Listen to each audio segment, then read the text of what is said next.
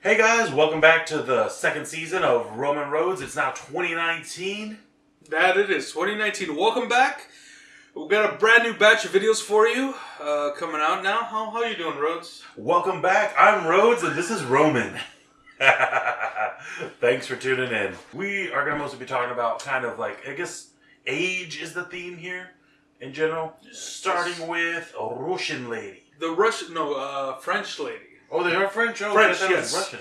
This was in the news recently, and this is kind of ongoing. Some kind of breaking story about the world's oldest living human being. A woman by the name of Jeanne Clément. Clément? Clément? That's probably as French as Jean Clément. Exactly. She passed away in 1997, so this was a while back that she passed away, but she's recorded as the oldest living human being. Yeah. You want to guess how old she was? I want to say 114. Pretty close. 122 years of age and like 164 days. Dang.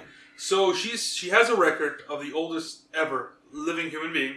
She's in the Guinness Book of World Records. And if you go search YouTube, there's quite a few interviews with her before her passing. Nice. And I think when she hit 112, when she was 112, that was like the oldest anyone had ever lived. Mm-hmm. So since then, it seemed like yearly they kind of kept track of her.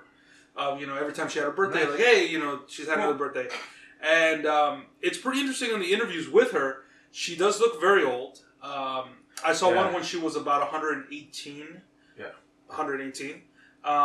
And she was mostly deaf and mostly blind. Jeez. They would be able to talk to her, but she seemed in very high spirits. And for 118-year-old, she looked pretty good. She's the best 118-year-old you'd ever seen. No one. Well, yeah, she looked like she was, other than being blind and deaf, she looked like in good health. She didn't seem to be like distressed or like not tired. really. Or cool. They had like a little party for her birthday, and she seemed to be enjoying it from what she could grasp. Recently, though, within the last few months, a Russian researcher. He's always the Russians. That makes that. I don't say anything, but he happens to be Russian. He's doing a study about the lifespans and like kind of life general information about people who longevity, live... right? Yeah. Longevity stuff. People who live past the age of 105. Okay. So he's been doing this research. He looked into her, of course, because she's the oldest recorded living human being. And he found some discrepancies. Yeah, such pretty defined. Well, he supposedly found that, according to a passport that she had back in the 30s, 1930s, that her height, her eye color, and several facial markings were different. Really? So he started looking into this, and he has hypothesized that she is not who she claims to be, or she was not who she claimed to be, that she was her daughter. Really? So, Jeanne Clément, she was born in 1875, and we got recorded of her birth date and all that, and they say, though, that in 1930-something, around there, I don't remember the exact dates, she had a daughter named Yvonne, I think. I don't remember the daughter's name. Doesn't matter. She had a daughter, that Jeanne Clément had a daughter that passed away when she was very young in the 30s. Now, the Russian researcher's name is Nikolai Zak. Yeah. So we get that. Zak says that when the daughter passed away, it wasn't the daughter who passed away, it was Jeanne herself. Yeah. And that the daughter took over the identity of her mother. Mm-hmm. And she kept on living as her mother. And that when she died in 1997, that she was not, in fact, 122. She was only 99 years old, which is still up there in age. And of course, I mean, if you see a 99... Like stretching it into like, this is like something special and unique. There's a 30-some gap of age in there, but I don't know. It could be possible. So that's what he's talking about. And he's been researching this since last September 2018. Yeah. And just recently he came out saying, with this claim, that Jeanne Clément was not who she claimed to be, and that she was not the oldest living woman. And he does have the thing about her eye color did change in her old age. Did it say what it went from to what it was? I think it said from blue to brown. Yeah. That she appeared shorter, and that there was several distinguishing facial marks on her that he could tell. By his research, he could tell that she was the daughter. See, I want to know a little bit more about that because I know you can get much shorter as you age, and maybe she just had all that. I know eye color can change. I've seen more that it looks like it lightens rather than gets darker. But I mean, to be fair, how does Oda? Maybe and the facial features. Yes. Those could all be some sort of markers that were on her that indicate that they're an age thing. Like if people who start off with lighter eyes and end up with darker eyes for whatever reason genetically also happen to live longer. That could be part. He could be that he's actually found out what was the key to her longevity instead of it being fake, because she would have had to pretend to be at least 30 years older than she actually was, roughly. Yes. So that's a pretty big 122. Well, no, about 20, less than 20 something. All right, that's not super ridiculous, but still, you would think there'd be enough people, unless she became a total shut-in. But here's the thing: Jean Clément's husband was still alive when the daughter died, so the husband would have to have known and gone along with it. And there was several family members that would have to have known and gone along with it. Some sort of twisted French thing happening. Some sort of French connection. When so when they did say, what was it? When the Guinness Book of World Records declared her as the oldest living woman, I think that there was another researcher who did ask Jean Clément personal questions that only she would have known from her youth, and that she answered them pretty much correctly. So that's another argument against her being fake. But I don't know. I mean, we'll see in the coming months. See what this researcher Zach guy comes out. Nikolai, let's be honest. His name's pronounced Nikolai. Nikolai Zach. So. Yeah. I'm pretty curious too, man, because it's like, on the one hand, either way, it'd be a pretty interesting movie. Yeah. Well, one's an interesting movie, the other one's an interesting science article, because people would you live to be what would that be, double the age of most people? The median lifespan's about 70, 80? Well, we're getting up there. Well, at Tech, I'm 40 years. I'd say. And it's that's a good enough difference that people I would think, be curious on what her lifestyle was. Or she just all this other crazy stuff happened in the backstory. I would watch that movie. Well, if she were to be the actual Jean Clément and have lived 122 years, she has a very interesting life. She was the last living person to remember Van Gogh. And she had some. That's awesome. There's a story that I think her parents. She met Doctor Who. Yeah, she met Doctor Who several times. You're still here. Well, no, that she was. Her parents had a store and they sold supplies to Van Gogh, and she doesn't remember. So she had stories about I've heard of her because she said that she wasn't very impressed with them and thought that she didn't think highly of him. Yeah, and that she saw the building of the Eiffel Tower and so many things like that. She went through the war and all this crazy stuff. So that's an interesting story. Feeding off the souls or something. Just whoa, that's a good return. Right? It's that's how she got that life force. I don't know. Intriguing. But I know that, it's insane that people do live to be that old. I saw another case of a man who was 105. And he was from Australia. He moved to Sweden or Denmark or one of those, one of those countries, just so he could participate in the assisted, assisted suicide? They didn't call it assisted suicide, but those programs where he could end his life medically. Wow. Just because he didn't want to live anymore, because he felt that he had already done all in his life. I don't know if we're contradicting a centurion, man. It's they destroyed the Goths. History joke. So, do you have a vested interest? Do you prefer that one story be true over the other? I don't know. What would you like to be it seems ridiculous that a person can live to... When I heard that she had lived to be 122, that seems stretching. But I don't know. Stranger things have happened. Like what? People do live to be over 100. There's, people survive freak accidents. People live with maladies and just disformities, get weird things, right? Yeah. Isn't that the thing too? What is it? Most of the mutations we get are detrimental, but every now and then we get a beneficial one pop in there. So it's most pregnancies self-terminate. The vast majority of them do. A lot of times women don't even know that they're pregnant. It just the baby starts developing, or the cells, or whatever you want to call it, and it's just it stops. The body says, nah, this isn't going to work out. And so maybe just eventually somebody is just they just had that right combination, Is that how the daughter died? I don't remember. Because I was like, if it was like a health thing, then maybe that'd be, as opposed to an accident. And did she have any other kids? I don't think she did. I would imagine that would be the thing. What if we lost our emotum soul totem? Okay, well, while you're checking that out, I'm going to start on my Japan thing. Go ahead. Alright, it was sort of in that Japan has the oldest population right now. And I think they have more elderly people, or retired elderly, than they have newborns and babies. I would just go ahead and start again. Babies, basically, that start with and it makes sense because most people only have one kid. Mm-hmm. So you get a couple that has a daughter, a couple that has a son. Those two kids get together and they have one baby.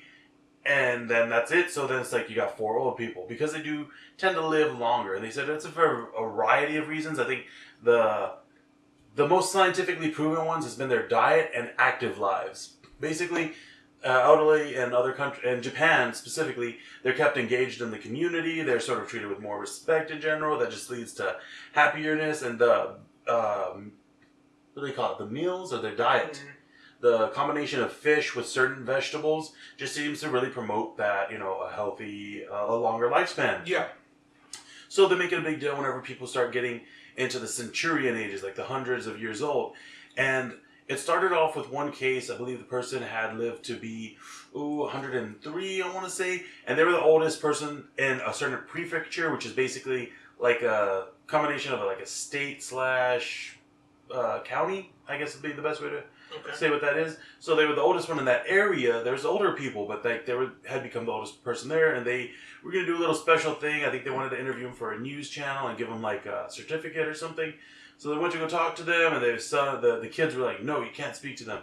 And then that made them worried that like we should probably check on this person. There could be elder abuse here, which has been on the rise just because, people are awful. So unfortunately, there's a lot of stories of that. Looked at it. Well, I mean, the cops came.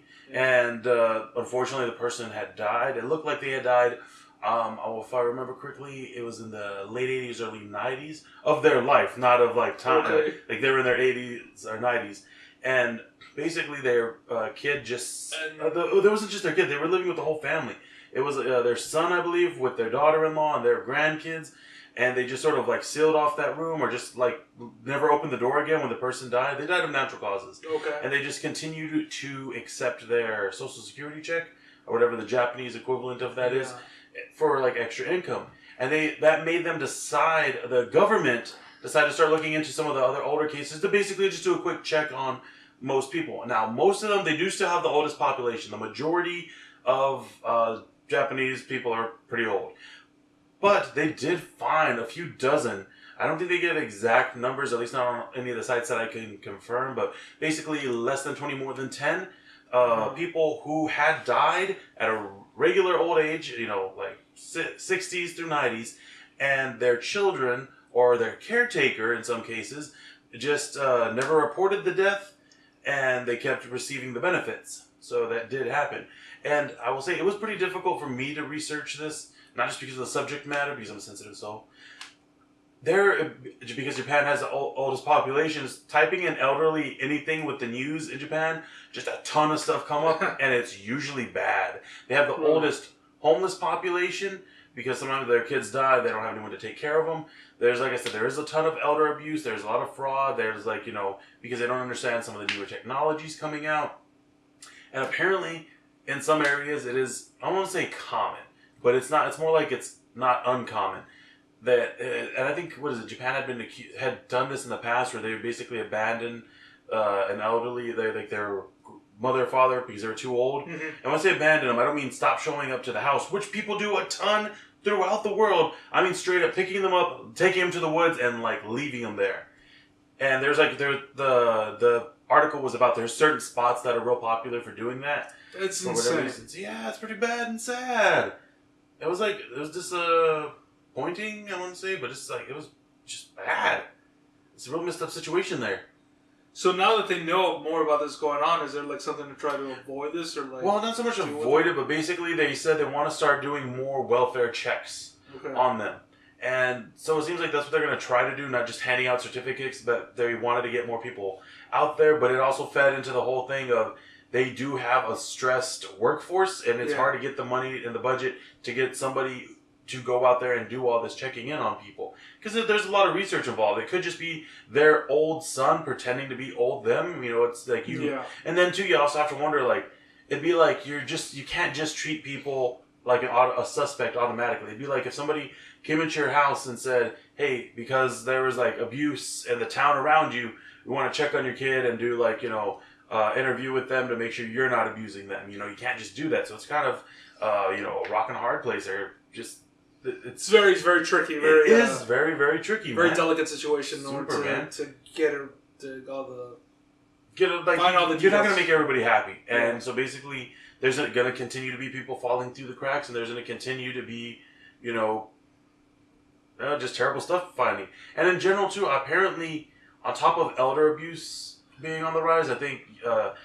basically, it's not that... I don't know if it'd be if you count it as on the rise, or they're just starting to count it as like abuse, but child abuse in Japan was kind of starting to get more notice because I think a kid had died from neglect, and it seemed like most of the kids weren't necessarily beaten to death; they were just treated meanly and then neglected to death. And there was a few of those in some news articles I'd read about more recently, and they had sort of the same response to the thing with the elderly people. Like, oh, we got to check on the kids more, and it's like, we really can't do that. The most they could do is try and enforce the law more of saying, like, if you see the kids that look neglected, you can't just say, oh, I'm going to ignore it, it's not my problem. Because culturally, in Japan, things are pretty much like, it's not my problem, it's your problem, or kind of stuff. And they're just trying to change the cultural thing? It really is, because they even made laws change, because they had a whole thing of real messed up work culture that's still there. Basically, people just working too many hours, and... they started having laws saying, okay, they made a law saying that companies had to limit the workday and had to offer certain vacation days, but it's so culturally ingrained that only like 2% of people were taking them. Really? Yeah. And then they were really like shunned at work, or like said like, oh, you're a lazy worker because you left at the time you're supposed to leave. And the thing is, them being at work does not make them more productive, because basically it's more the idea of being at work than actually being productive. So people, I've heard who have office jobs will just show up to work with the PlayStation, hook it up, and then just zone out for the day at their station.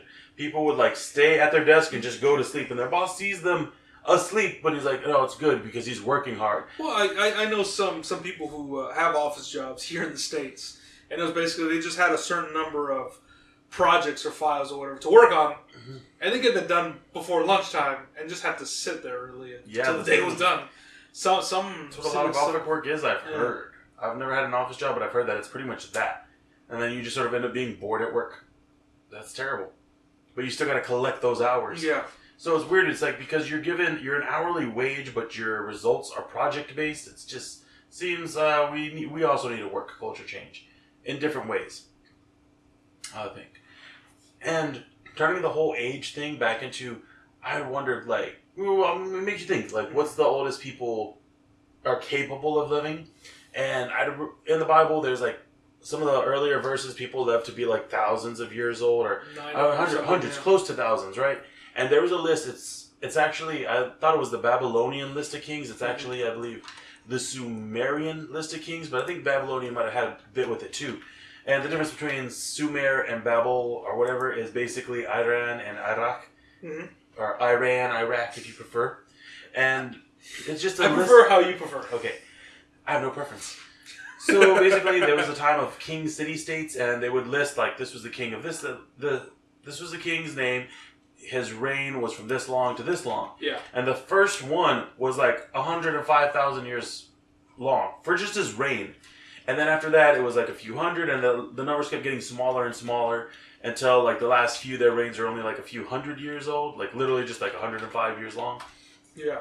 And what I had heard on, like, what I read, the most sensible reading of it, without going into like ancient aliens or like alchemy, was that basically it's sort of a type of deity ancestor worship that basically whenever, after somebody had like, there was enough time passing between somebody being a king and there being like new people, eventually they started deifying them, and then just straight up saying, like, like the way they would pray to their ancestors, well, if you pray to a king, that's even better. And then eventually they started attributing other things to them, and then they just started adding years to it to add to the mythology. That's what they believe happened. That I had heard one thing about. Also, there might be a mythological. translation from it being months to years. So instead of like 950 years for Noah, it's he lived 950 months, but that would make it like about 80 years old, something like that. Yeah. But then I heard that you told me actually that for the younger it didn't really line up. Then it doesn't line up. Very young. Yeah, they'd have to like reign within like they'd have to have started. Was it like taking over countries whenever they were a toddler and they'd be dead before they hit their teens? So it was like I was interested whenever you first brought it up, but I'll give you credit that you said also this is the big flaw in it. That's the same thing with this. Like why the most logical thing is it's some sort of a cultural thing that we don't quite understand. I was like there wasn't really much else I could find in the short skimming that I did of like why did they list it like this? And it's like it's a thing that people are still researching. Kind of going deep in order to research to get in some ideas of what other people think. I did find something kind of interesting though. In the list of the Sumerian kings, there was one queen whose name I cannot pronounce. It was like Hogbroch or something, and she was known as the tavern owner or the tavern mistress. Mm-hmm. And later they referred to her as the Ale Maiden, A-L-E Maiden, and that's because that's a term that was developed in the 13th century referring to women who brewed beer, and this whole thing came up basically talking about how since Mesopotamian times, the origin that we know of beer making until I guess probably I don't know when, but it's for the most of human history, beer making was considered a woman's job. In fact, it was protected as a woman's job. There was literally laws written, I believe, I want to say it was the Mesopotamian laws that they found that said that only women can brew beer. And it was like written in the law specifically set aside for them because it was considered, cooking, it was mostly done out of the house and the beers would be sold out of the house and it was a way to bring extra income in. And from what I understand, little of the factors, but I thought it was pretty interesting. And a little tidbit, like apparently the way beer used to be made, it was only good for about 3 days. I guess that makes sense without refrigeration. And the recipes they used, they said they were pretty simple but more time intensive. And in my opinion, that's how modern beer making is. It's like the basic step of like boil the thing you're gonna cook it in, like clean. You have to clean the stuff you're gonna cook with. Then you have to like process, boil it, and that's it. But then you have to keep repeating that process like a bunch of times. As you were telling me the other day, you kind of lost me with the whole beer making thing. I'm interested in kind of making beer more interesting, making cider. But yeah, the way you explained to me that day, man. It was just like it is just you're cooking, you're just boiling grains and such. You're straining the hops and all that. Yeah, and then you strain it, and then you like keep repeating that process with the same. I have no idea. I'm reading it, and all of a sudden it just turns into sorcery. But even though it's the same process, it's like, whenever you say the same word over and over again and it loses meaning, that's what happened while I was reading it. Alright. So that was just pretty interesting. I did not know that, but I'm sure I've heard it, but it wasn't until I was like, no, there was like a goddess and a /king, and they were known for making beer, and it's like, that's awesome, and it's like, because most women made beer back in the day.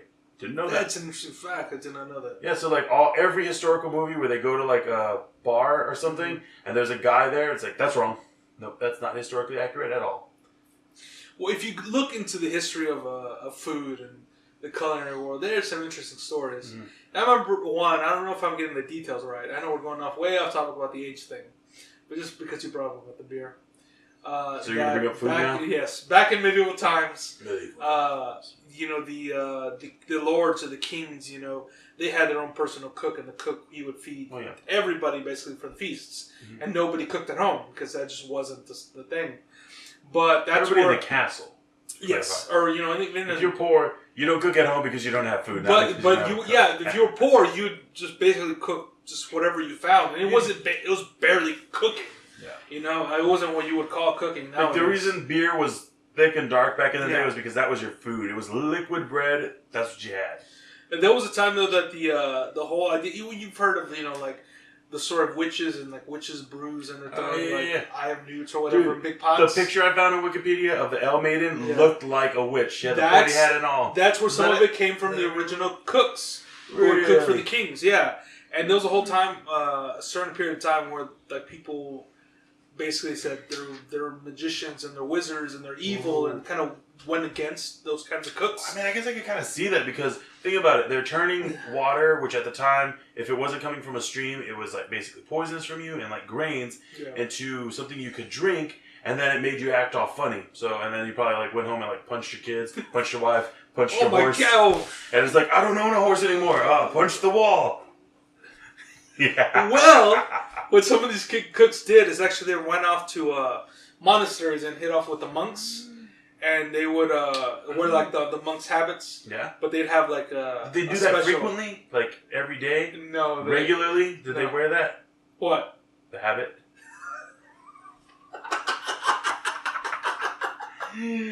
Yes, they made a habit out of wearing habits. Yes. There it is. But then that's where they kind of got the whole white chef's coat kind of situation. I never thought of it like that. That it is kind of chefy. So basically, what we think of as a modern, like, religious attire was just like, that's what cooks wore back in the day. It makes sense to keep your hair from getting into the, whatever you're making, to have it covered up like that. And so it kind of fit, the layers. you know, whoa, the invention of nuns, dude. With witches and beer. Insane. It was just a whole bunch of crazy stories. Wow. Learn your history, because there's a lot of stuff interesting. Now, just watch the show. We'll tell you what you need to know. Watch Game of Thrones. That's a perfect historical. It's not. Joke. They don't even have beer. I know. What's what Snoop Dogg thought? What? Snoop Dogg is quoted as saying that he watched Game of Thrones for its historical significance. To be fair, it's like, that could have been a joke, and to be a fair, that's what I gotta say on that. Okay, so wait, what else? Like, that's like where nunnery began? Or is there like, well, no, that's basically kind of how the cooks went, you know, like kind of hid with the monks, and it was kind of like they would cook while the monks did religious work. The cooks would go ahead and cook for them, you know, so it's like kind of trade off. Like they would hide them so they wouldn't get persecuted until Christians became persecuted. Yeah. Wait, what do you mean? Like, I thought this was medieval times. Isn't that like after the Christians are like all tight? Yeah. Unless there was like in like maybe was it Spain and Italy? I think there was like an invasion of the Moors during like the Muslims or pre-Muslim. Like there was a lot of interesting history in that area. I know there was a thing about like that's why the Shroud of Turin got like taken up to like Spain because of like the growing Muslim or more where Persian was coming up and like smacking everybody down. Like in the Crusades? 300. Yeah. Pre-300. With the Crusades. Wait, the Crusades wasn't that? Crusades was like Christians going into the Muslim lands. Yes. And whenever it was like Muslims coming into Christian land, they have a different name for it that wasn't super offensive. Or did they call theirs the Crusades too? This is the next episode, man. Oh my gosh. And the next episode. Okay, go on. So yeah, they were but there's a lot of different things, and then you know, once people like kind of like the lords and the kings kind of broke up, you know, their rule and stuff, and people kind of started living on their own villages. That's for the Black Death, right? Yeah, like that's how kind of restaurants popped up because the little inns, you know, they have an inn for travelers to stay, and then like the local people who live within a few miles, they say, hey, let's just go to the inn to eat, and the innkeeper would just feed whoever showed up, whether they stayed there or not. Taverns and whatnot. Nice. Interesting. That was pretty cool. There's a lot more. Good to know. Yeah. That's how I ended it. Great. Or do we do a formal ending? We need to record a formal ending. For now, let's just leave it there. Thanks for tuning in. Tell us what you think.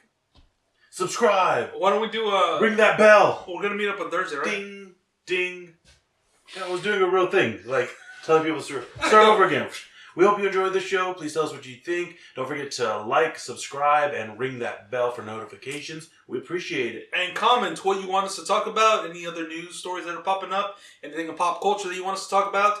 And let us know what you thought of what we talked about today. I've been Roman. And I've been Rhodes. And this is Roman and Rhodes. Tell us what you think.